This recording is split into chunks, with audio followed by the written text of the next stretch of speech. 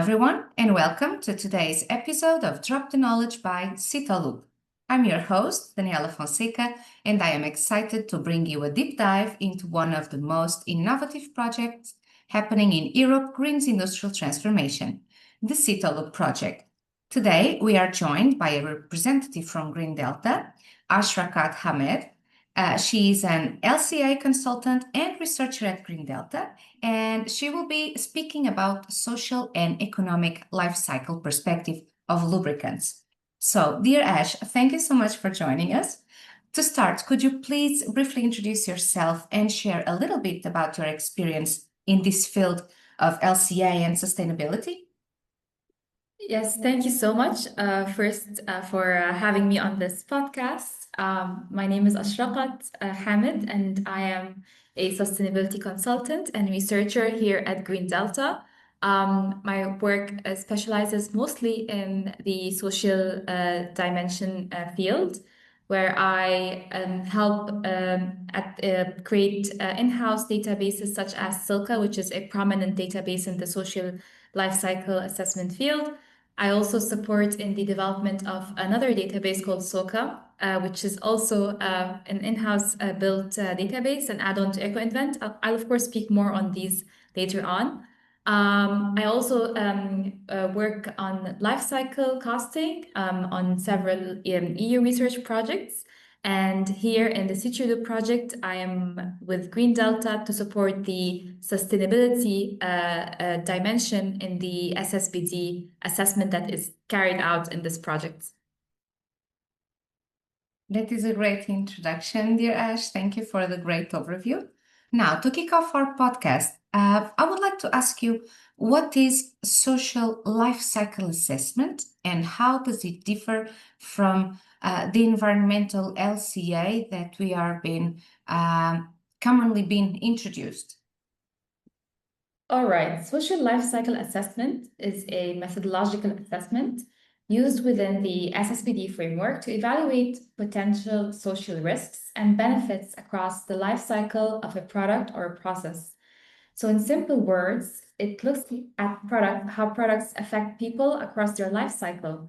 Instead of measuring carbon emissions or water use, it examines impacts on workers, local communities, consumers, and society as a whole. That means looking at issues like fair wages, safe working conditions, child or forced labor risks, and even freedom of association. It differs from environmental LCA in focus. So environmental LCA quantifies environmental burdens, while social LCA evaluates potential social risks and also their benefits. Both share the same methodological backbone in a way they use the same functional units, meaning they assess the same service of the product provides. But in social LCA, the boundaries are adapted to focus only on the parts of the supply chain that matter socially. And importantly, social LCA doesn't replace environmental or economic assessment, it complements them. When combined with environmental LCA and life cycle costing, you get a full picture of sustainability, environmental, economic, and social. It's a great introduction, dear Ash. I wonder, as you were saying, that LCA as part of the SCSBD framework, the social LCA focus on different aspects, and most of the time we are more aware of the environmental burdens of the different sectors. Why is then the social LCA important for sectors like chemicals and lubricants? Because we are usually more concerned about the environmental aspect. It's like we focus on that and we forget about the social part. Can you tell us a little bit why it has been more important? Absolutely. Well, chemicals and lubricants are the core of the global supply chain, but they also come with complex risks, complex risks. The sector depends on mining, also refining, and high risk processing areas where social issues like unsafe working conditions, low wages, or human rights violations can occur. That makes social LCA especially important here. It helps basically in three ways, if I could summarize it. First, it steers innovation. So by flagging risks such as child labor, forced labor, or occupational safety hazards, social LCA pushes companies to design products and processes that are socially fair from the start. Second, it provides a structured way to manage risks, whether ethical, reputational, or financial, by highlighting vulnerabilities in supply chains before they turn into crises. And finally, it links directly to competitiveness. Investors and customers now demand credible ESG data, and social LCA gives companies the evidence to show that they are not only safe and sustainable environmentally, but also socially responsible. So, in short, social LCA turns social risks into driver of innovation, resilience, and also long-term market access for chemicals and lubricants in the industry. It is, in fact, very great to hear this perspective of how the SLCA is so important and the base for these industries, because actually we are talking about several parameters that you talked about that are part of our concern. But when we are thinking about the production route, like from sourcing to end of life, if we can put it like this in short, we tend to miss it, of course, because I think we in general are more focused, or because it's more usual to talk about the ecological concern. When we talk about a lubricant, what are the main challenges in applying the social LCA over a product life cycle? Is this part more important, or the challenges are more focused on the sourcing part, on the development and production? Can you talk a little bit about the main challenges? That's a very important question, actually. And yes, to be honest, applying social LCA is not straightforward, that's for sure. And the first challenge we have is data, like you have just said. So most of the social data we have is available only at a national and sector level. That means we might know the average risk of focused labor in a mining sector in a given country, but not what's happening in a specific supplier's facility. This makes the assessment less precise and sometimes less actionable. A second issue comes at the early stage of innovation. So in this project, for example, we are developing new lubricants, and when you are developing a new chemical or lubricant, the supply chain may not even exist. The process is often hypothetical, so you can't collect site-specific data on wages, accidents, or employment conditions. That makes it even very difficult to perform a social LCA that is truly representative. Third, the problem of aggregation sometimes. When you average or sum up different indicators, you risk masking, for example, critical issues. So, for example, a good score on wages might make it look things are fine overall, even if there's even like a high risk of child labor in the same supply chain. So finally, I would like to just like another limitation, maybe I could mention if we have some time, which is that most indicators they describe general conditions or risk in a region or sector, and this doesn't necessarily prove that a given product directly causes those impacts, for example.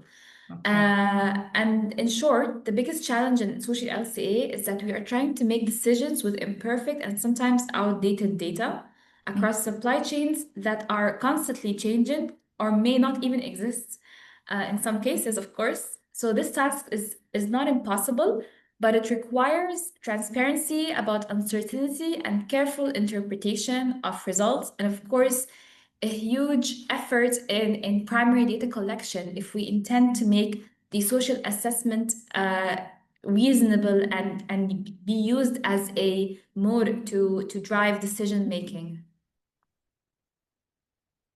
Yes, it's easy to understand when you talk about the supply chain that might not be clear, or that changes from time to time, and it's difficult to control the parameters that are taken in account and the data that is recovered from there. And it's a very interesting message, the one in which you say that you as a consultant and researcher it's part of your job you need to make these decisions across the interpretation, to make a careful interpretation of these inputs, because you also know that the data might not be clear, might be missing. So according to this, how can you select the relevant social indicators that are actually relevant to our landscape? I'm not sure if talking about the EU landscape is the more appropriate one. Probably it is. Are there social indicators that cannot be missed in the chemical context? That's a very good question. So what social indicators that cannot be missed, for example? So selecting social indicators is not like about checking every possible box. It's about focusing on what is material, what is measurable, and decision relevant. So in the SSBD framework, this selection is guided by earlier case studies, methodological guidance, and the available of reliable data. In the chemical sector, certain indicators, for example, in my opinion, are non-negotiable. While the SSBD framework doesn't tell you you should do this and do that, but for example, under human rights, this means that assessing the risk of child labor and forced labor in the upstream supply chains is important. Or under the theme of health and safety in the chemical sector, assessing workplace accident, the presence of safety systems, and the exposure risks tied to hazardous substance is also important. And of course, working conditions, unfair wages, reasonable working hours, equal opportunities.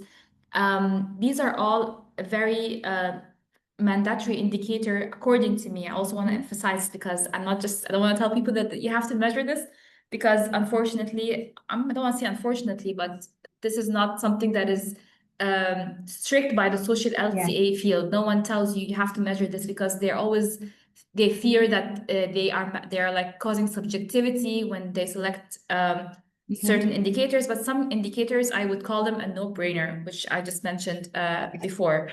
And they go straight to the heart of both ethical responsibility and business continuity, and they're assessed through a reference scale method, which classifies performance from very low to very high risks.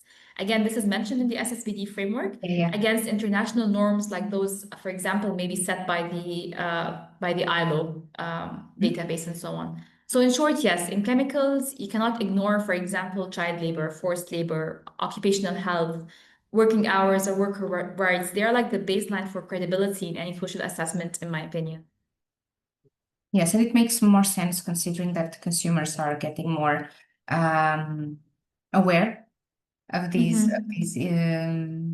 topics, and it's relevant, very relevant for you to add that even though some of the frameworks for LCA are not formatted, or at least they do not follow a strict list of parameters, you taking a look at the human rights side and balancing ethical responsibility with the norms that are on the market, looking into the forced labor, child labor, and ensuring that we are developing products, or at least trying to measure it to make sure that we are moving towards development of products with fair wages. That is quite interesting. My question from this is, so you will measure, of course, the social LCA. Where do you have the data for performing the social LCA? Are there any databases? Because I know that at least for the environmental LCA, we have several databases that we can already consult and use, almost like a library. Do you have the same for the social LCA, or do you need to start doing it from scratch? Well, actually, yes. So we are, let's say if LCA people are listening to this podcast, in LCA, we are very known to use a database for environmental LCA called EcoInvent database. It's quite popular. It's very old in the field. It's quite reliable also, to be honest. So in the same situation for social LCA, we have databases, special databases such as Silka, social hotspot database. And also recently we started to develop like additional databases such as Soka, but let's talk about them a bit by bit. So one of the most like social LCA for sure, it relies heavily on secondary data because of course collecting site level information across global supply chains is rarely feasible. So databases like Silka, which is it covers almost 15,000 industry sectors in 189 countries and provides over 100 indicators at this stage with the recent version. It is linked to social risks and opportunities. So it integrates well with LCA softwares, making it practical for detailed modeling. It's compatible with OpenLCA as well as CIMA Pro. Another database which is popular in the field is the social hotspot database, is also important. It also uses the idea of the global input output like as a backbone, but it covers 140 regions and 57 sectors, which are harmonious amongst each regions, and also like more than 50 indicators. The SHDB is often used also for hotspot screening because it helps identify which parts of the supply chain which are most exposed to social hotspot risks. What if you don't have the accessibility to either databases? Of course, this is fine because beyond these, there are also statistical sources, which is part of these two databases, which I mentioned before. And they provide valuable input, such as the ILO-Stat for labor standards, the UNICEF for child labor data, the World Bank for socioeconomic conditions, and the ITUC for Global Rights Index for freedom association or national statistical offices, and so on. So in practices, most SLCA studies could combine these sources. So you can use the Silka databases or like social databases, I'm sorry, such as Silka or SHDB, or you can conduct your own, like use your own information from these statistics, but it will be very limited because you won't be able to cover the entire global supply chain, but rather up to optimistically maybe 3 tiers of your supply chain. So yeah, this is in brief the information, the secondary information where you could rely your information from for the social assessments. Yeah, we can say these are the main libraries. And you talked about the Silka and Social Hotspot DB, as well as, of course, there are some statistical sources. Apologies. What's the main difference, or what are the main differences when you decide to choose in between the Social Hotspot and Silka? It's about covering sectors, companies. It's about the indicators that they display. So basically, well, like both are like more or less they're designed to identify social risks in supply chains, but they differ perhaps maybe in a bit of the scope and their application. So social hotspot database is built on the GTAP model, which is an input-output model as well. And like I said, it covers 140 regions and it offers more or less a harmonious coverage of sectors, meaning the set of sectors you'll find in one country, you'll find in another country, and so on and so forth, which makes it very comparable or like more feasible to use. It's often also used for screening because it highlights which sectors and geographies are most exposed to risks like child labor, low wages, and so on. So it is like a one side of the coin. The other side of the coin is Silka, for example, which is based on another input-output model called EORA, which they claim to be much finer resolution and has more sectors, which is overall for like 15,000 sectors across more countries. Maybe a problem here, it could be the lack of harmonization of these sectors, but it offers apparently more granularity. It includes at this stage 106 indicators and links directly to worker hours as an activity variable and makes it very easy to integrate into detailed lifecycle models because Silka databases usually come with transparent social data when you like try to use it on a database on OpenLCA, for example. So it makes it easier to look at the raw value and how to aggregate raw value information and so on. So in short, both databases are fine. You can go this or that way. I mean, although I don't want to be biased and say that you have to use Silka because we create Silka. But, and for example, in the Situlu project, I experiment with both databases to see if there's something that is not captured in one database, but it's captured in another. So this is what I would recommend users later on to do, to work, maybe if they have access to both databases, to experiment with both, because maybe sometimes if something is not showing in here, but it's showing there, it could mean something. So before you just make a decision and jump into one database. Both databases are going to give you credible information, of course, and SHGB is more simpler, maybe, because they aggregate the information, but this could be a problem because when you aggregate social data, like I said earlier, it could mask some social risks, unfortunately. So Silka, on the other hand, it offers more granularity in this aspects and has this option of aggregating raw value information, which is, again, very important when assessing social information. I hope I'm not using so much technical terms here and it's clear, I guess. So yeah. Well, it's important as well. Thank you so much, dear Ash. But it's important as well to use these technical terms for us to understand and at least to get some insight on the world that you work. It's very interesting, the comparison that you make in between the two models, coverage of industries or sectors, countries where you can get more granularities, the risk of masking some social parameters. So and the main point is to make sure that you are generating valuable information and reliable one. So it's great to hear your perspective on this. Dear Ash, moving to SSBD, you have been touching the topic from time to time. What can you tell us about the new changes in the social aspect in the SSBD framework? Well, I would like to first say that the new revision of the SSBD is actually very comprehensive and is much lengthier, providing more guidance, more information over all the dimensions or the guides that they want to give to the audience. So this is really actually a great job.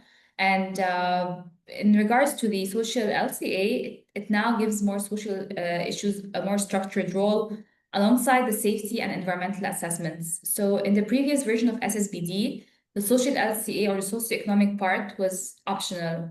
But in the new framework, while it's not clear if it's mandatory or not, but it's not indicated that it's optional anymore. So perhaps it could be now mandatory to do it, which is actually a good thing. So these changes are significant because they introduced like two clear pillars, in my opinion, which is the social fairness and competitiveness. So the framework also prioritizes specific social aspects. So they include nice examples on evaluating child and forced labor under human rights, wages and working hours under working conditions, and workplace safety and accident prevention under health and safety. So in other words, it highlights the issues where companies face the highest ethical and reputational stakes. And a key methodological mention is the use of reference scales, which is really important. And these scales are, again, grounded in the international standards, like those of the ILO. They rate performance from very low to very high risks. Crucially, they aren't descriptive, so they act as an exclusion criteria, meaning if a process or of a material scores a high risk for something like child labor, it can be flagged as non-sustainable unless mitigation is in place. And this is also pushed by the SSBD framework when they try to capture like those, I don't know how do you describe them, but they have those nice screenshots of the dashboard that they expect SSBD people to offer. And part of it, they had the social part, and then you see those high risks and so on.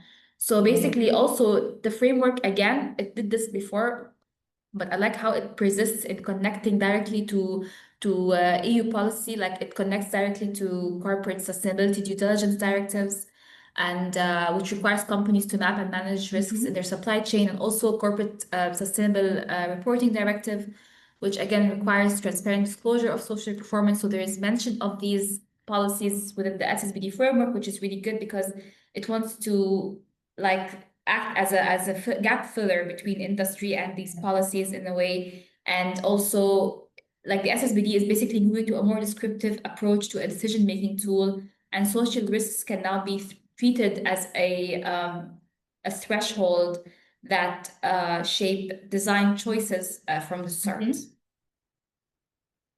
Yes, it's amazing the way you have put it. we can easily understand the way it has been evolving into a more structured framework, in which there is this perception that the social component is not optional anymore, and it introduces these clear pillars, which allows the researchers and also the consumers and companies themselves to flag if there are processes or supply chains that they have been using that can be flagged and that are not aligned with the policies, either national or European. How can the results from a social LCA in the SSBD context be communicated clearly to both industry partners and the wider public? Is there an easy way for you as researchers to pass that information? Do you have some kind of score system? How does it work for you to give this information to the wider public and industry partners? Well, communication is very important, and is just as important as the analysis we make itself. So the SSBD framework emphasizes like the transparency and comparability, so results should be presented in a way that different audience can understand and act on. One tool is the reference scale system, which which I mentioned previously. It shows risks as very high, or low, where you benchmark performance against standards such as the ILO. This makes it immediately clear where the problem lies without overwhelming the audience with raw data. Like, for instance, the audience don't need to know, like, for example, the exact number unless they want to know the exact number if they're experts to judge themselves. But just telling people that this is a high or a low or so on, it could steer a bit of discussion in the first place. Second, the results are the strongest in comparative form. So instead of showing one product's risk profile, you can always compare alternative designs or sourcing strategies. So for example, one option might reduce child labor risks, but increase working concerns.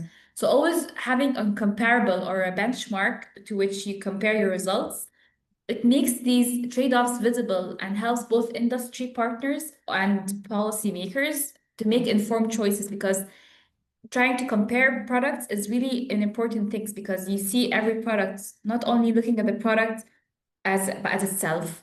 And of course, what's important is that we associate the clarity of these communication or these data with transparency about data quality. Meaning, when we document assumptions, data gaps, and uncertainties, we have to attach the scores, the pedigree scores that we have from medium to low to high uncertainty. And this is again also mentioned in the example dashboards of the SSBD recent revision.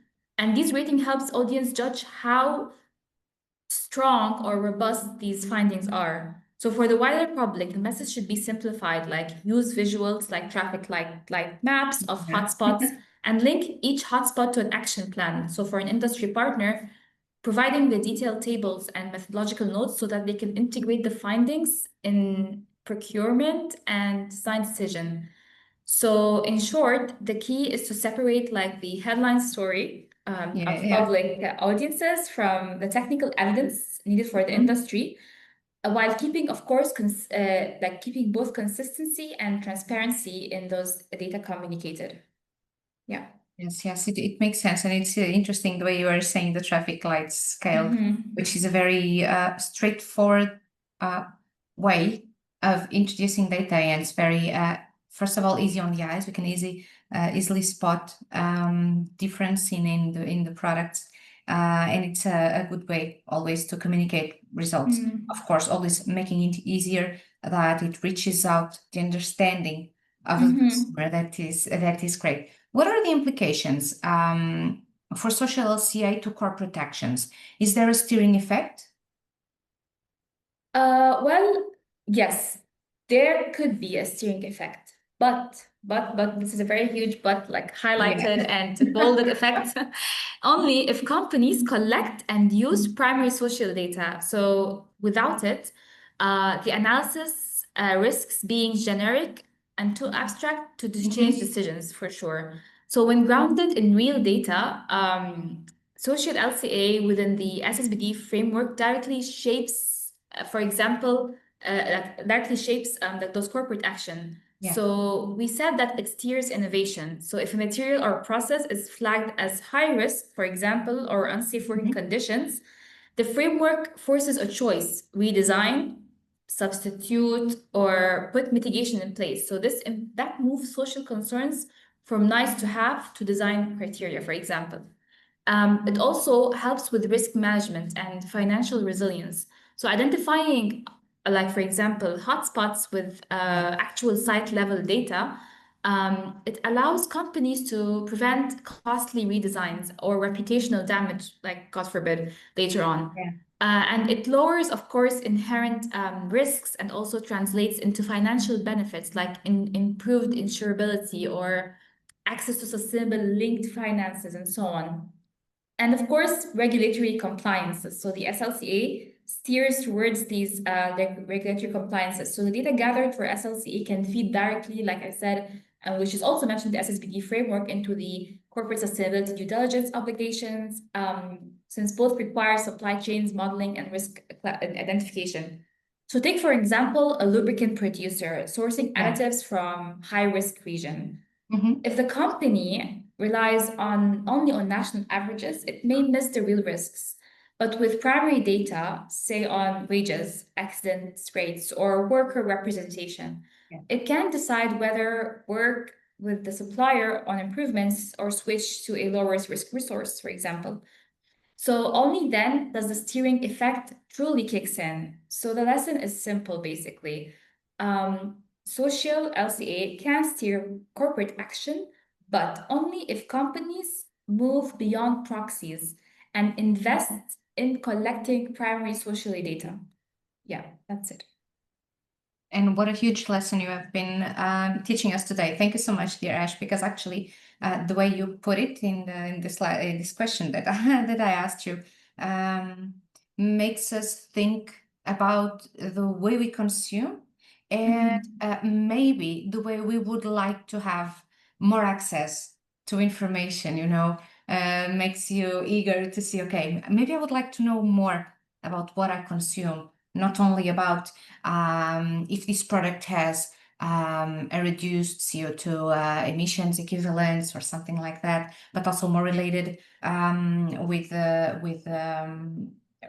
in this case with the social aspects that sometimes, or even though we are aware and they are raised in our society, most of the time when we go and we consume something, I continue touching this. I think we are still so much more focused on the environmental part that it's like the social is in there, but we have not raised the awareness up so far to go and look for these indicators in the products.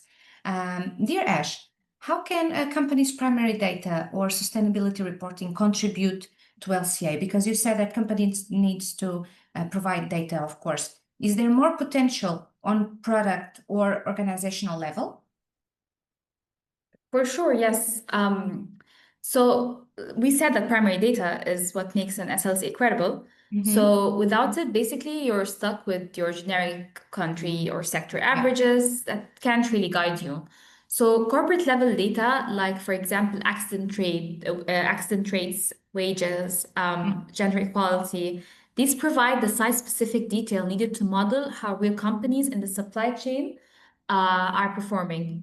So this can be collected directly through stakeholder engagement, or if you don't have this like access to the stakeholders or to the people because sometimes they shy away, you can also do it indirectly through sustainability reporting, which exists a long time ago for a very, very long time.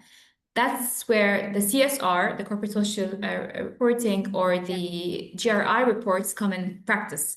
They often include information on working conditions like health and safety or diversity. But how true they are sometimes is a bit shaky, but they could be used as a starter, for example. And these disclosures can be mapped onto social LCA indicators. And actually, in the recent version of the SILCA that we provide, we offer users guidance on how these indicators are mapped to certain GRI disclosures. So it gives them an idea.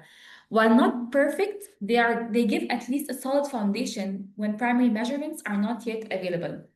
Now, the assessment itself is tied to a product level since it shares the same function unit as the environmental LCA. But the data you need to populate that model usually comes from organizational level, sorry. Okay. In practice, you take company on site or site level information and feed it into the product's lifecycle model. That's what makes the product level assessment both realistic and actionable. So companies should align their sustainability reporting systems with social LCA needs. So data they already collect for GRI or CSR or the ESRS, all these abbreviations, can double as input for product level social assessments. So this avoids duplication and ensures that the social LCA is actually built on reliable, verifiable information.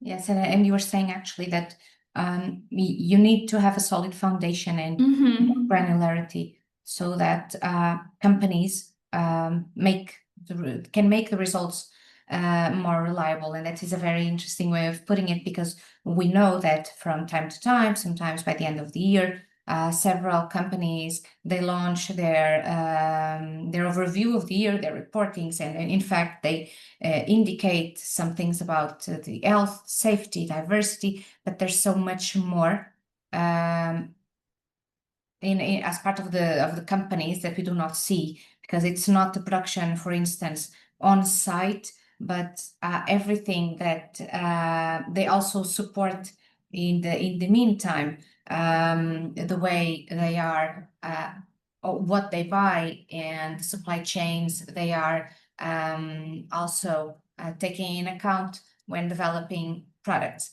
Dear Ash, moving to a last question before we close our webinar.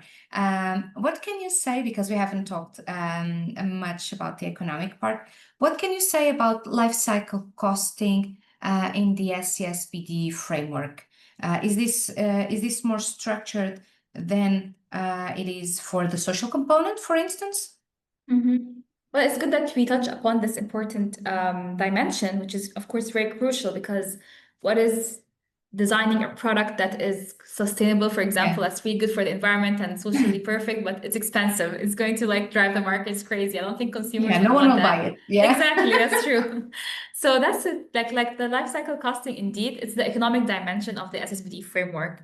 Yeah. It complements safety, environmental sustainability, and social fairness, but by looking at cost, not just inside the company, but also across society. So the purpose is comparative. LCC helps identify which option is most cost-effective over the lifetime of a chemical or material. It considers, according to the SPD, we should consider both the internal costs, like raw materials, like acquisition or energy and labor, wages, but also societal costs, such as health and environmental damages, monetized from LCA results. While monetizing LCA results is a bit debatable, but this is overall, it's often called the societal life cycle costing or social LCC. So it includes these externalities, like the method makes the true cost of design choices available. Importantly, the LCC in SSBD is not about absolute scores, it's about comparing alternatives and selecting the ones with the lowest total costs, internal plus societal, while delivering the same technical function. So in practice, this allows companies to weigh the trade-offs of example between a lower cost but riskier process versus a slightly more expensive option that avoids large societal costs down the line.